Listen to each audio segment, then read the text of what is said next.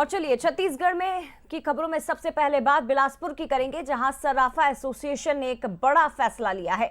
दरअसल सराफा एसोसिएशन का ये फैसला है कि अब सराफा दुकानों में बुर्का और नकाब बैन कर दिया गया। बुर्का और नकाब में एंट्री प्रतिबंधित है।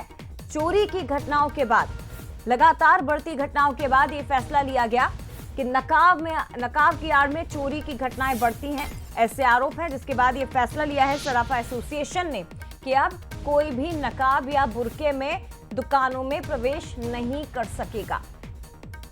छत्तीसगढ़ सराफा एसोसिएशन ने कल एक बहुत बड़ा निर्णय लिया है। कल ही एक घटना हुई है राजीव नवापारा में।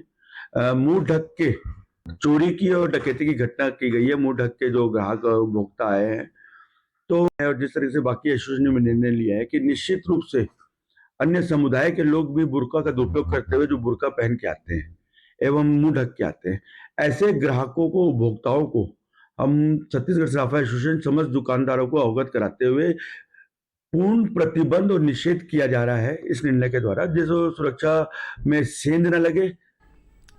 इसी पर ज्यादा बातचीत करेंगे, सीधे रुख करते हैं बिलासपुर ब्यूरो। अमन पांडे हमारे साथ इस वक्त लाइव जुड़ गए हैं।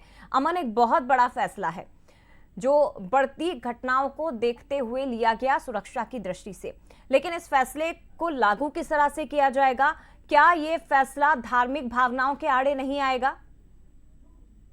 देखिए, निश्चित तौर पर इसे बहुत बड़े फैसले के तौर पर ही देखा जाए। पूरे देश भर में इस तरह की घटनाएं आम हो चुकी हैं कि लोग जो है वो नकाब में आते हैं, बुर्के में आते हैं, और उसके बाद लूट और चोरी जैसी घटनाएं सराफा दुकानों में होती है, जहां पर लाखों करोड़ों का माल रखा होता है। और ऐसी कई घटनाएं हमारे देश में सामने आ चुकी है। इसी को देखते हुए जो है एक बड़ा निर्णय लिया गया है। सराफा एसोसिएशन ने कल आपातकालीन बैठक बुलाई राजीव नवापारा में हुई एक घटना के बाद, और उसके बाद जो है ये फैसला लिया गया है कि किसी भी स्थिति में जो नकाबपोश लोग होते हैं या जो बुर्का पहनकर आते हैं, उन्हें इन दुकानों में, सराफा दुकानों में एंट्री नहीं दी जाएगी, जिससे सुरक्षा जो है वो बढ़ाई जा सके। और इसके बाद अगर सीधे तौर पर कहें तो उसे लागू करने की भी तैयारी शुरू हो गई। हमारे साथ कुछ सराफा व्यापारी भी बैठे हुए हैं, सीधे उन्हीं से समझेंगे कि आखिर किस तरह से इस फैसले को लागू किया जाएगा, कितना जरूरी आप इसे मानते हैं?